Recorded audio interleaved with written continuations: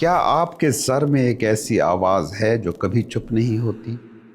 ہم سمجھتے ہیں کہ ہم سوچ رہے ہیں، مگر حقیقت یہ ہے کہ ہم سوچ نہیں رہے، بلکہ سوچ ہم پر طاری ہے۔ یہ ایک بیماری ہے۔ اگر کوئی شخص سڑک پر اونچی اونچی آواز میں خود سے باتیں کرتا ملے تو آپ کہیں گے کہ یہ پاگل ہے، لیکن ہم سب اپنے ذہن کے اندر یہی کام 24 گھنٹے کر رہے ہیں۔ ماضی کے پچھتاوے اور مستقبل کی فکریں۔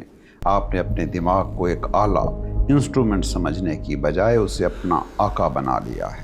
آپ کا دماغ آپ کو استعمال کر رہا ہے، آپ دماغ کو استعمال نہیں کر رہے۔ آزادی کا پہلا قدم یہ جان لینا ہے کہ آپ وہ آواز نہیں ہیں جو آپ کے سر میں بول رہی ہے، بلکہ آپ وہ ہیں جو اس آواز کو سن رہے ہیں۔ دماغ کی اس غلامی سے آزادی کیسے حاصل کریں؟